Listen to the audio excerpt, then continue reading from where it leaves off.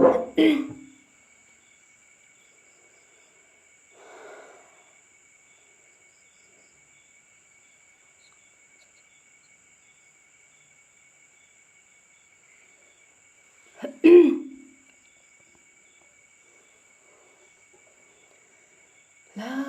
la.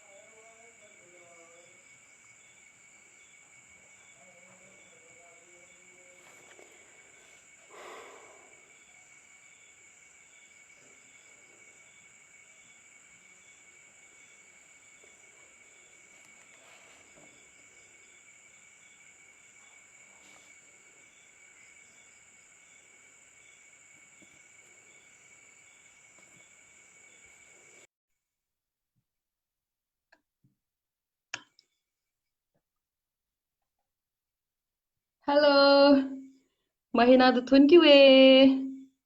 Hui bu chuan.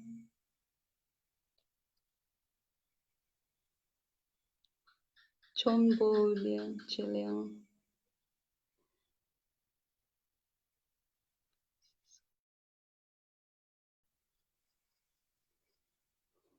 Thun ki we. Mai mi chu di. Who want to khon khai jiu.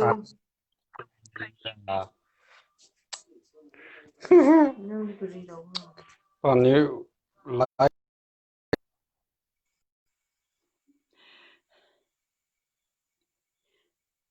Chmai poi nang wang mu tu khon za chu khai cha.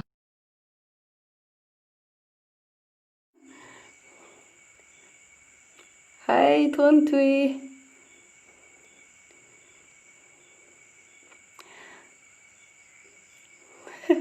Thank you so much for your best wishes.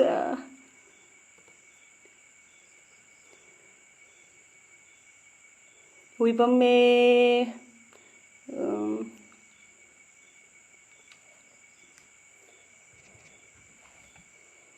Thank you.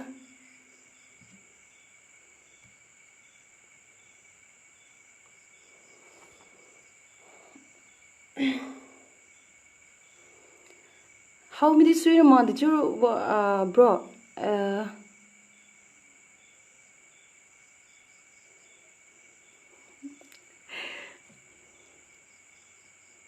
Okay, to my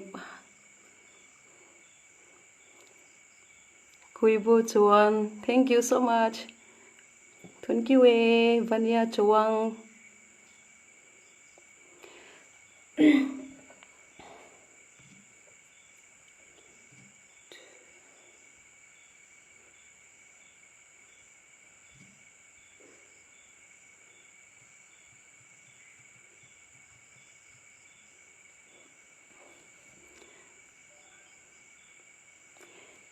How's it?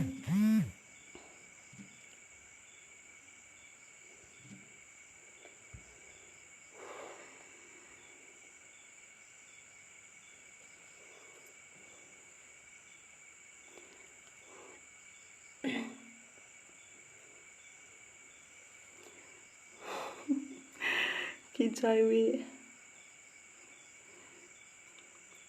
My matiu to thank you we. Naligo best wishes speak hai bajenga su khadi global yang mai go admin mai mitu didi thone ko mo organize kam khai jiu jaza ithanai buima bam tadi jaza life jaza atudi mulum khai gum za kam sima de kam ki rami ne to sai how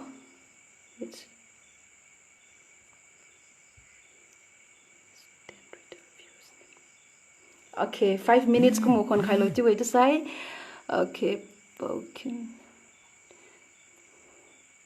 chunbo chanamai lucky sun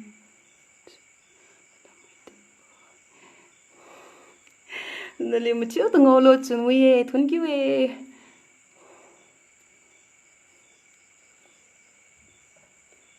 let's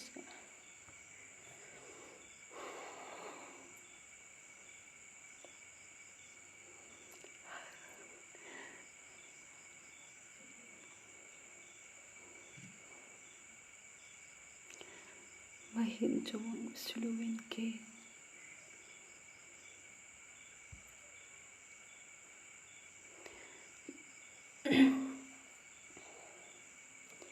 okay, thank you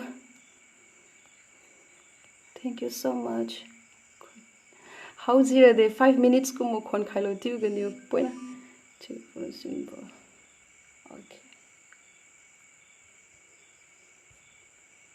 check you.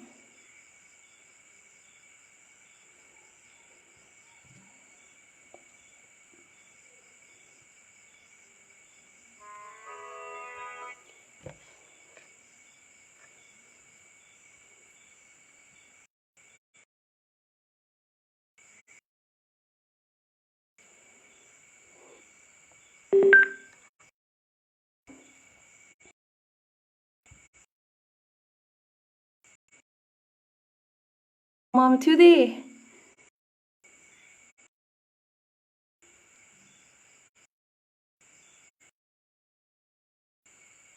Okay.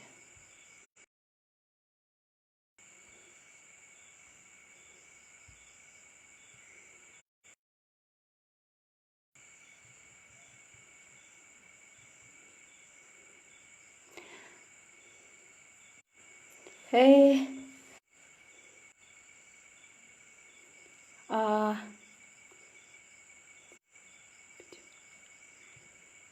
This connection. Something went wrong.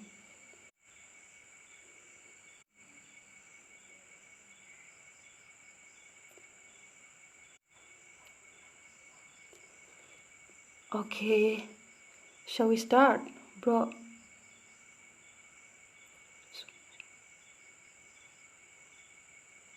Bro Alex, shall we start?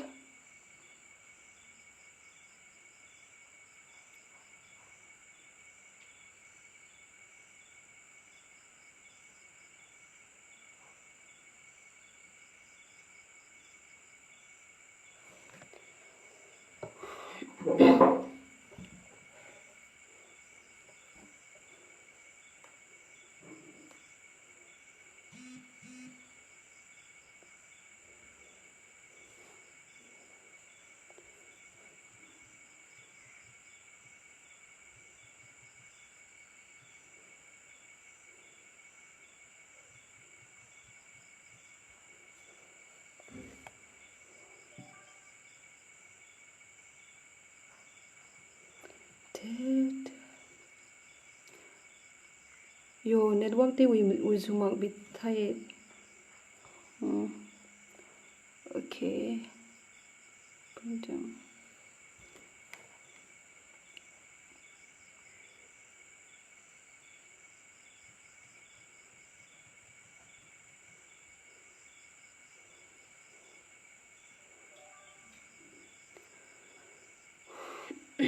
Okay, how many to say?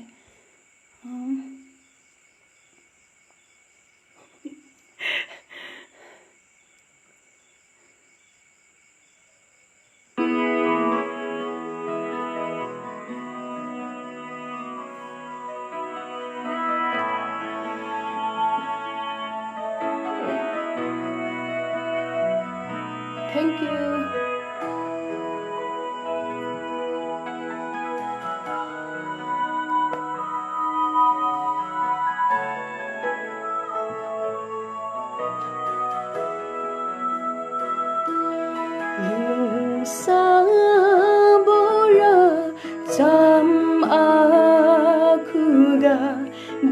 khai lần lâu ra biểu y khen bom mê na gu sao mơ bơ lung sét niu a lung ga wa kêu khai lo ra biểu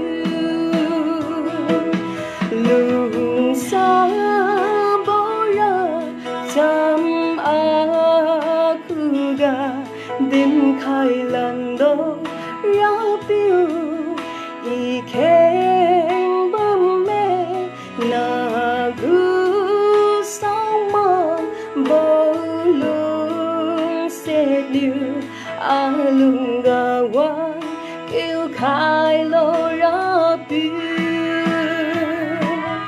malum mai đùng lên cha băm ca đêm khai bo ram ca ý nay khờ quang băm mi su nè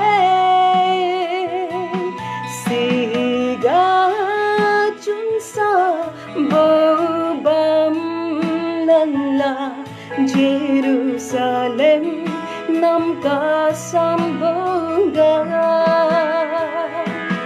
tu hỏi ra y ra biểu kuang ma thak mi ne panu a tu khane ka di gu cha riu bo hina sao khai ra lên quang băm mê ra biểu malum mai đùng lên cha băm ca đêm khai bo ram ca ý nay khờ quang băm mi su nè si ga chun sa bơ băm lần là Jerusalem nam ca sam ga si.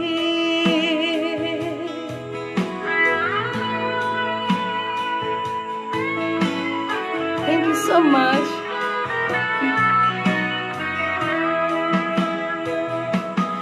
Rồi đến Gilgin ken pa ta say cả cha nằm đi uy bo si ngau su ne ra biểu Krista luôn ngau ta say hallelujah siêu siêu sen bom nè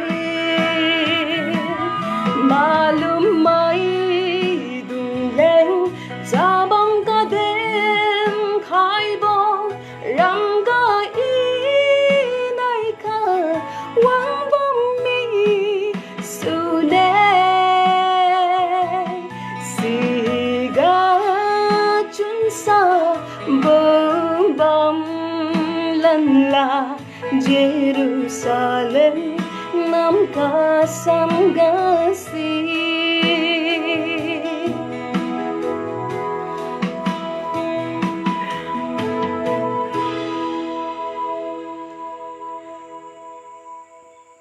Thank you.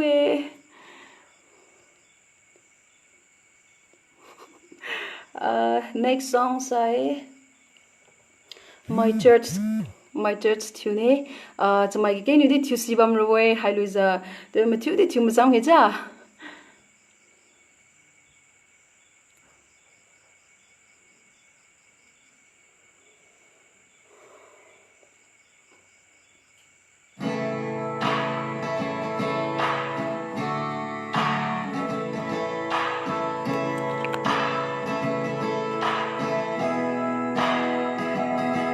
I've cursed on a Sunday, I've cheated and I've lied, I've fallen down from grace, I fell too many times, but I find holy redemption when I put this car in drive, roll the windows down and turn up the dial. Can I get a high?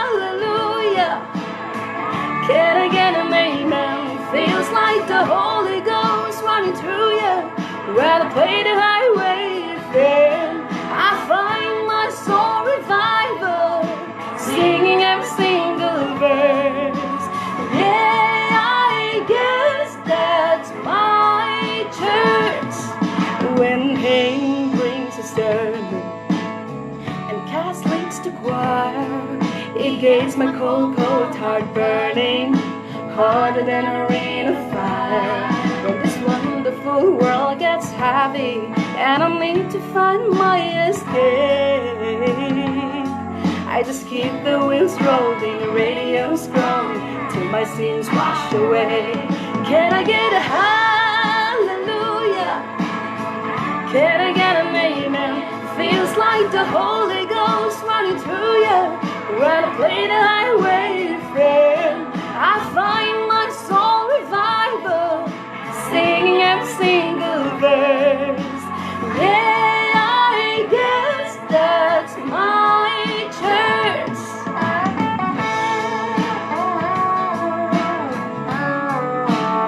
Thank you.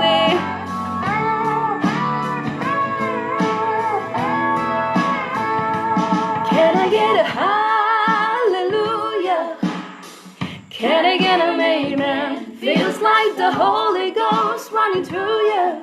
When I play the highway then I find my soul revival, singing every single verse.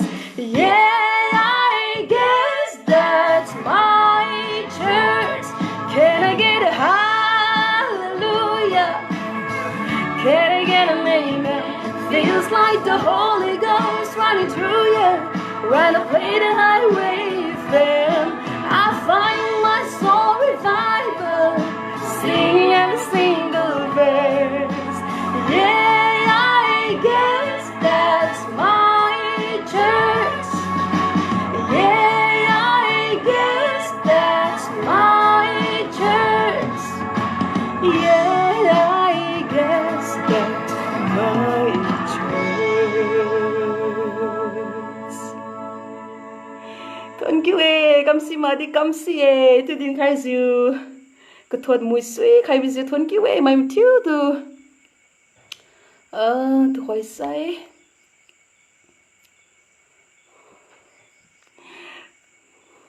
thuần kêu ê, Sister Lucy, hỏi say aring ting bam thế na cái chiu lấy thiếu nè.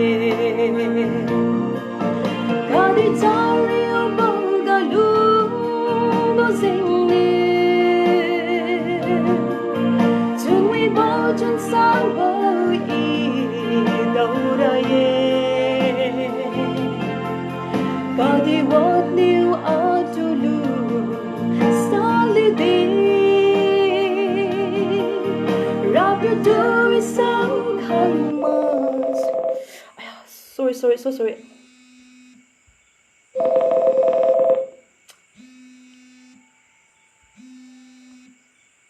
I'm so sorry. So sorry.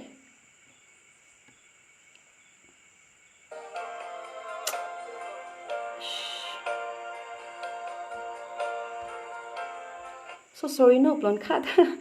I'm so sorry. Hey.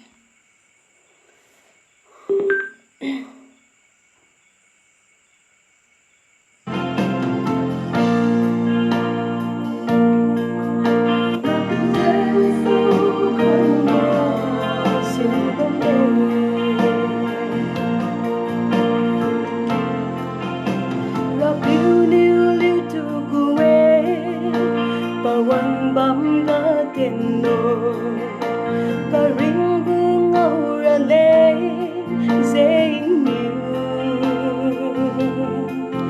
quy lan mọc chun mà thà bấm ra lên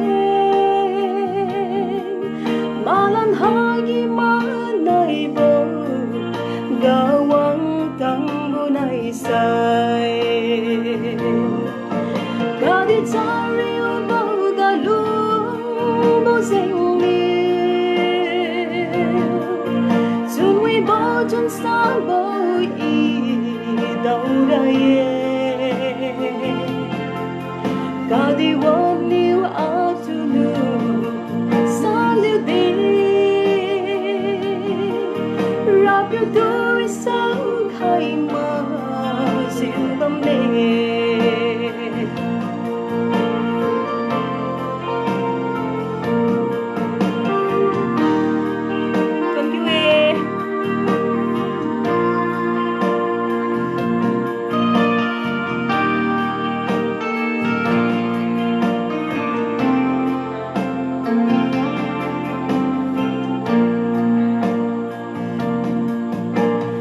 chẳng thiếu bố này à liu chẳng xa mãi thiếu mà ra ga đi cha riu bố bầm ga lung liu đi ra piu liu mà ninh bố ga ra ye ga đi chung một sao lu diu ra piu khu ga wang lo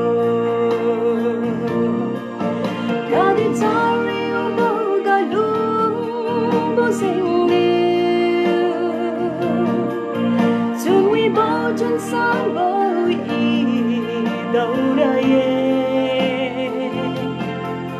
cả đi vót liu áo tu lu sao liu đi rap yêu đôi sao khai mà dịu bấm lên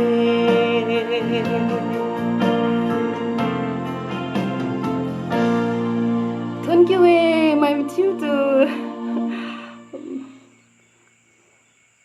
thuần kiều ơi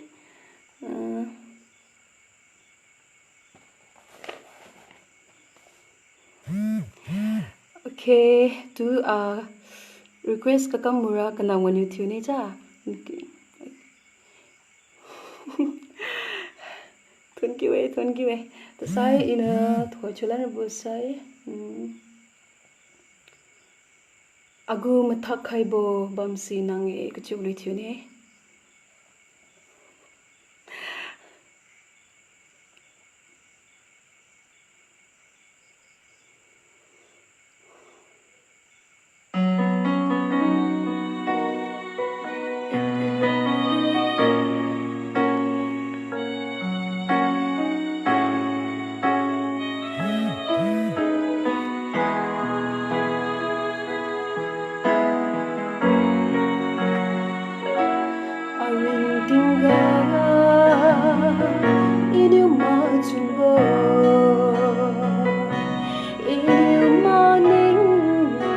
cầm tăng lu mong bầu anh ga anh nhìn khi bao điều cũng tan pi hạt khơi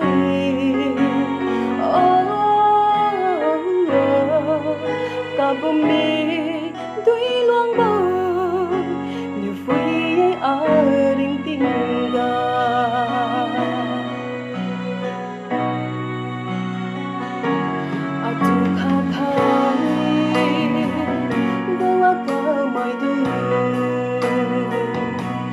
aku sau tiếng dịu tạt mi bao cùng dịu khắp đây đã hát tu ta điêu dịu bầm ga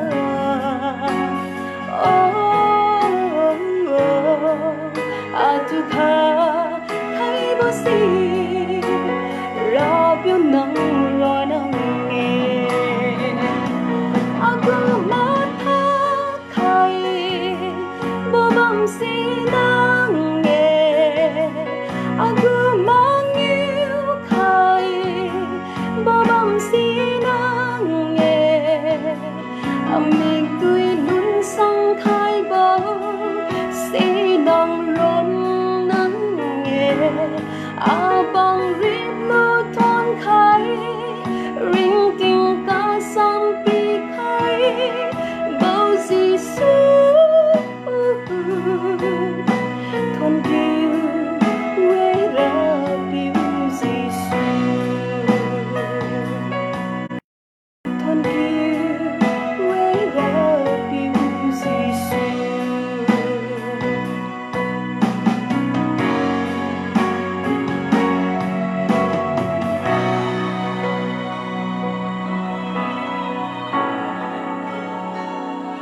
so very much. Thank you.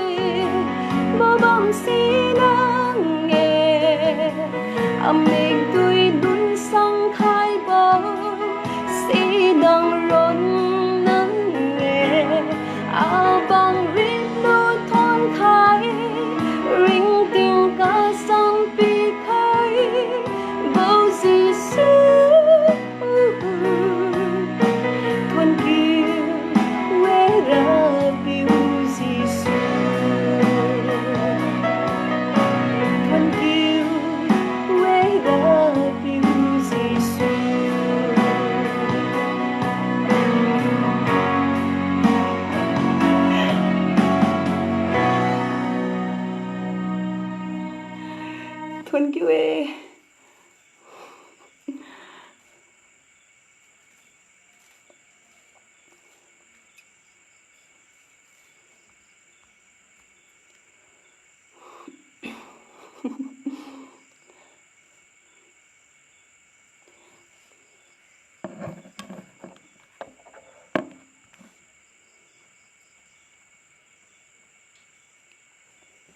Thank you.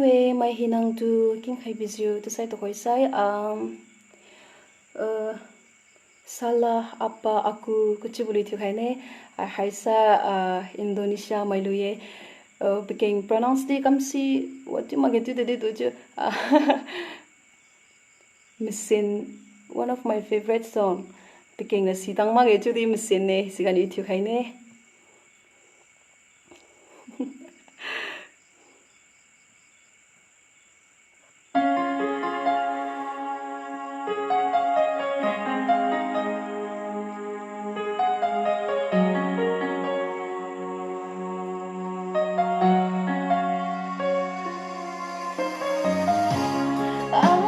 percaya kamu, tapi lagi-lagi kau bohongiku, kau telah tipu aku. Aku menyayangimu, tapi lagi-lagi kau sakitiku, kau telah khianatiku. Tak pernah kusangka telah berubah, kau membagi cinta dengan diri yang terluka.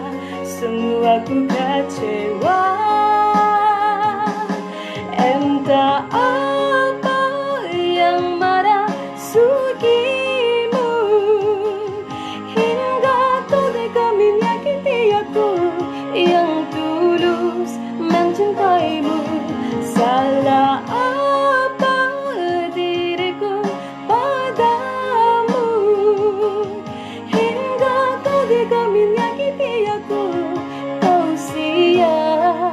siakan cintaku.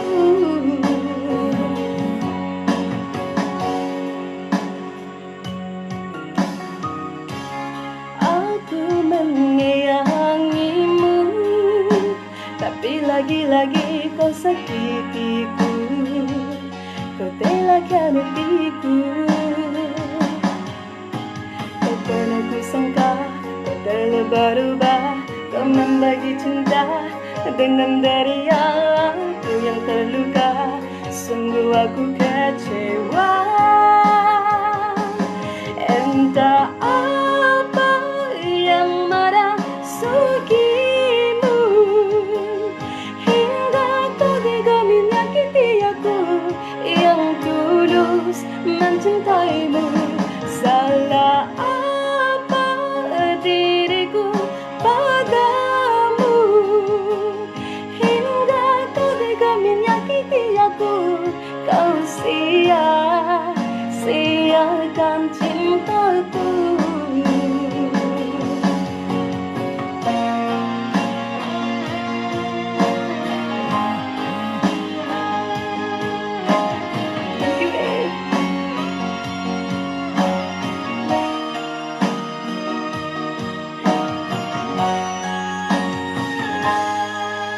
apa yang merasukimu hingga kau tega menyakiti aku yang tulus mencintaimu. Salah apa diriku padamu hingga kau tega menyakiti aku. Kau sia-siakan cintaku. Apa yang merasukimu hingga kau tega menyakiti aku yang tulus mencintaimu. Salah apa diriku padamu hingga kau tega menyakiti aku. Kau sia-siakan cintaku. Kau sia-siakan cintaku. Thank you.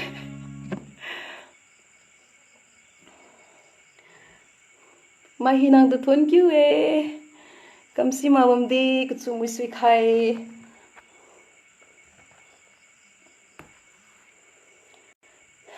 Thank you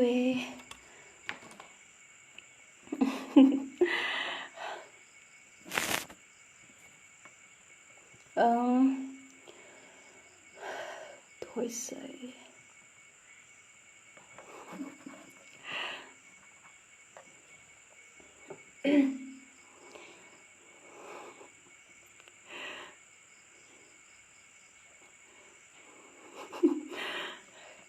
Thôi say top of the world tune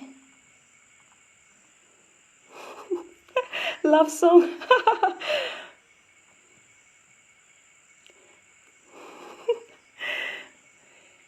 Okay, I'll try later.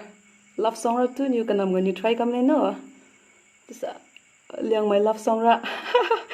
This I to say top of the world.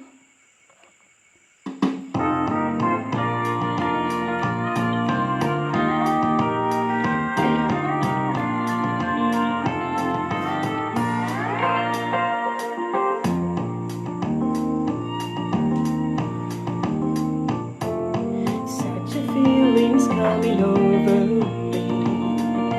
There is wonder in most everything I see. Not a cloud in the sky, got the sun in my eyes, and I won't be surprised if it's a dream. Everything I want the world to be is now coming true, especially for me. And the reason is clear, it's because you are here. You're the nearest thing to heaven that I've seen. On the top of the world looking down on creation, and the only explanation I can find is the love that I found ever since you've been around. Your love's put me at the top of the world.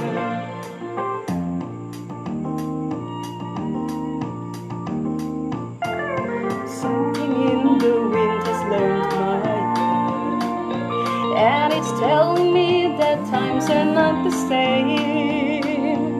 In the leaves on the trees and the touch of the breeze, there's a pleasing sense of happiness for me. There is only one wish on my mind. When this day is through, I hope that I will find that tomorrow will be just the same for you and me. All I need will be mine if you are here. I'm on the top of the world looking down on creation, and the only explanation I can find is the love that I found ever since you've been around. Your love's put me at the top of the world. I'm on the top of the world looking down on creation, and the only explanation I can find is the love that I found ever since you've been around. Your love's put me at the top of the world.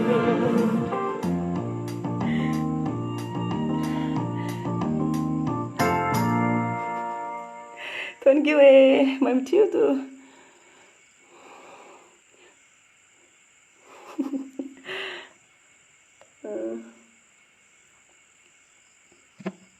Dùng màu không rồi luôn.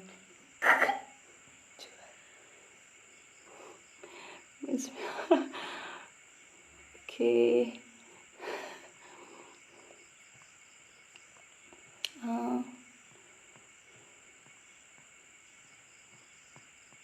Chào Liwangliu.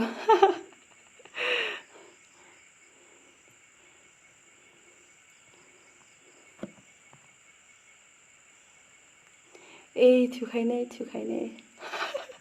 Love song. Quiz last week.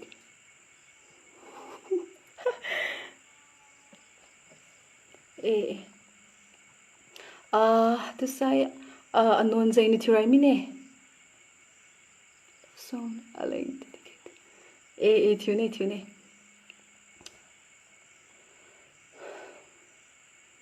To say,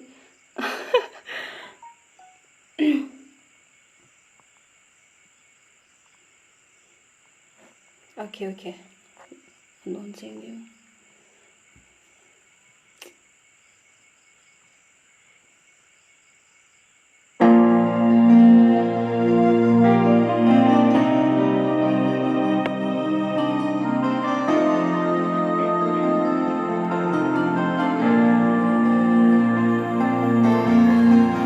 Anon zay niyo mangam jariu moda.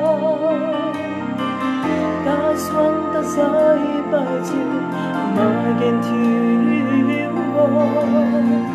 Keng siu anon ran lura say khai mi. Bo si lu tau de hey arabiu. Thay nói có đúng siêu ta không mê y dòng hoàng nghe. Để thanh tan xíu bóng đi năng sai suy đặt nề. Cả ta đủ đề định tình hai năng lên siêu bóng hèn đi năng sai suy đề.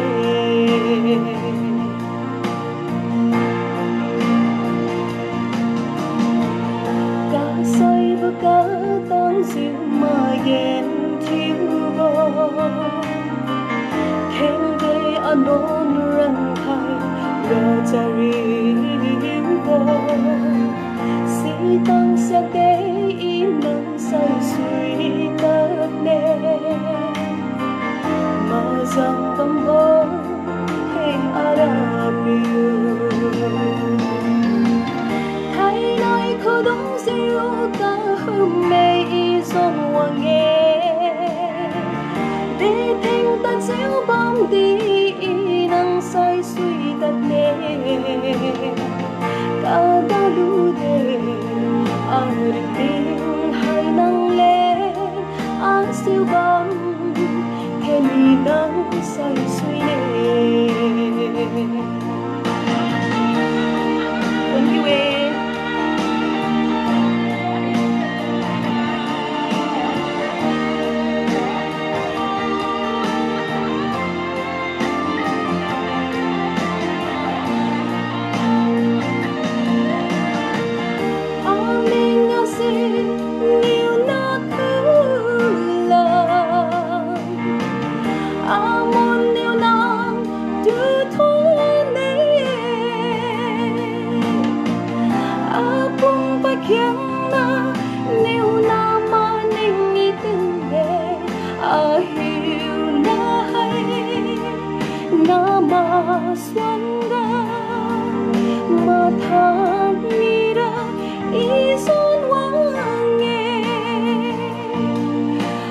Hiểu quy na nào ang sude.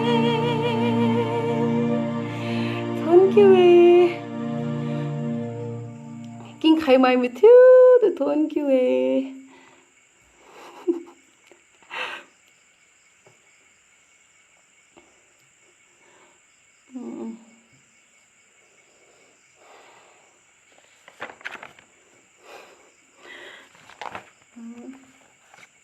where's the news?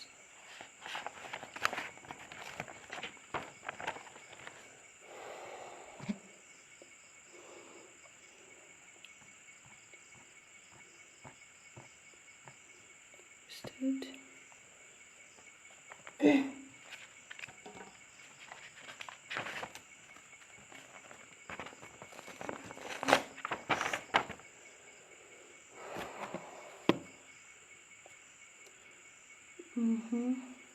Ouch.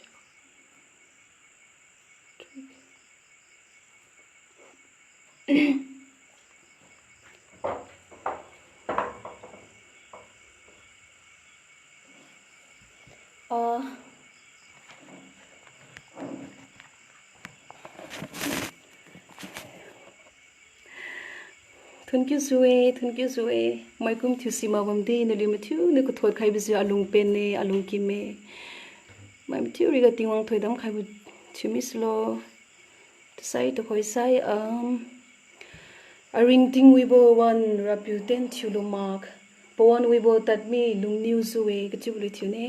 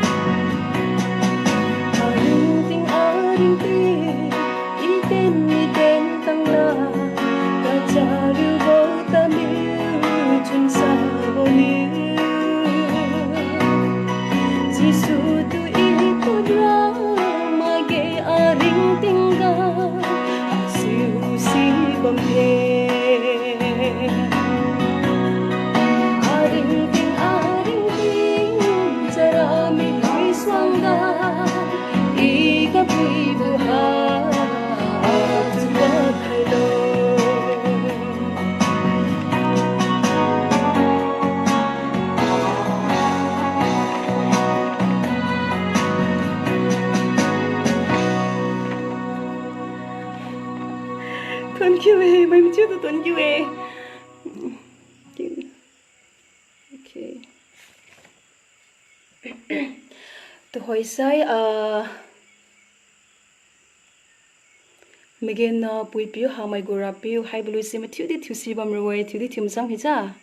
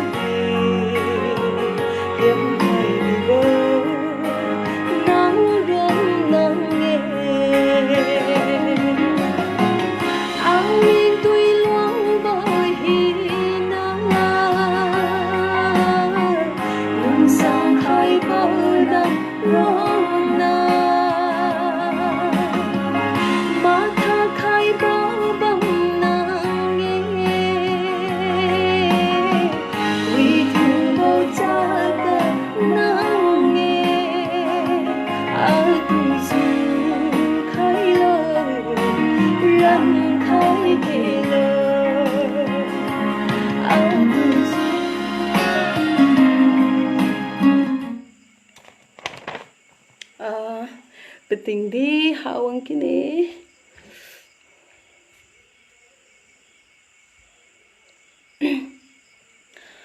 Thổi sai Hindi lui thiu khai ne aja prabhu mai mi thiu di thiu si bam roi beting di awang ki ne thiu ko tum ta mi ne half thiu ya half masa beting bam.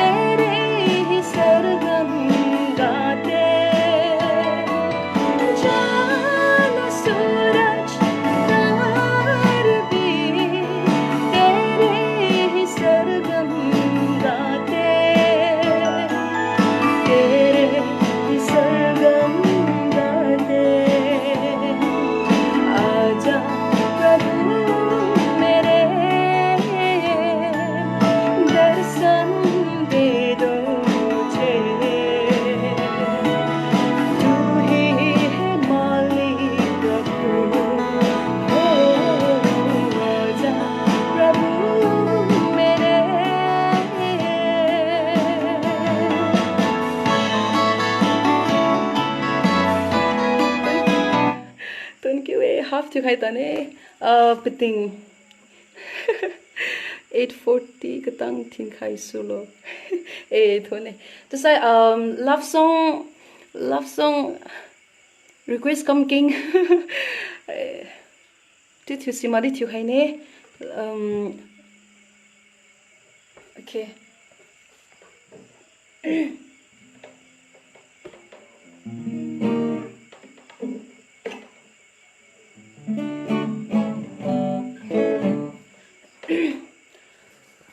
Love song to simare chung dit to khailo ti kum si to khaine nu nu gadin bului je I thosak waluma ge tu sikanu in coming bului ti to khaine no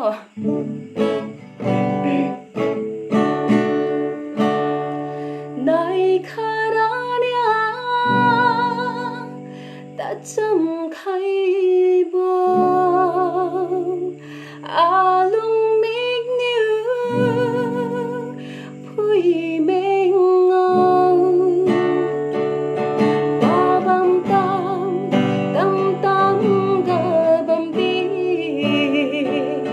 nang tura mangai du lage morning ziwini alung tunda lung sa nang mau zi kakitu maning ziwini takai bam hinaga nang turo nang mani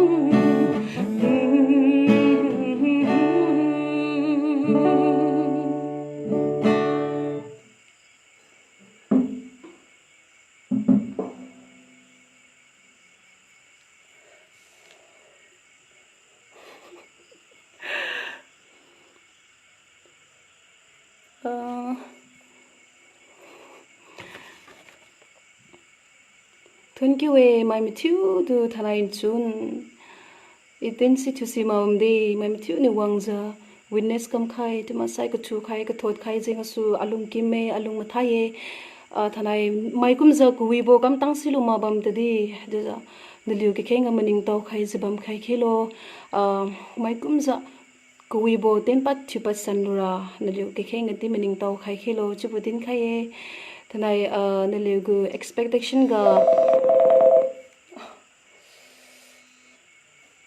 Niligu expectation ga ikam tang lu ma bam talage siphiana ra kwa khailo chibudi din khai to say next week this coming Sunday perform ka kam rubo chan din khai ne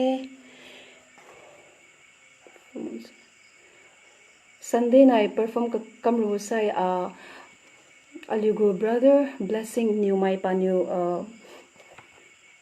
live perform kam sune siga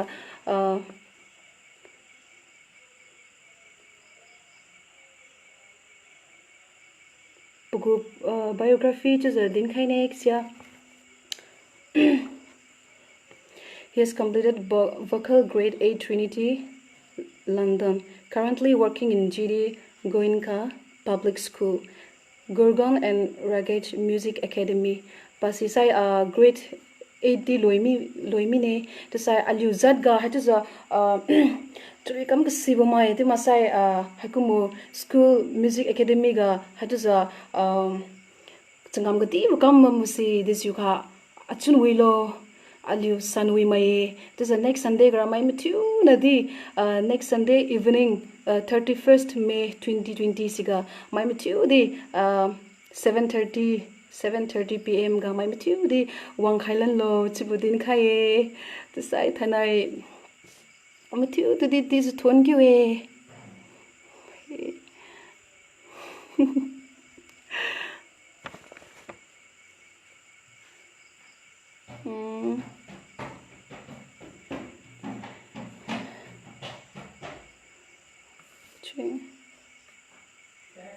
अच्छा mai matthew the thon ki we king khai mai matthew ri ga tingwang thodam khai bu chimi lo in din ki thikyu ga kam momi bu kam zumi bam sai kwa khai lo chi bu di din khai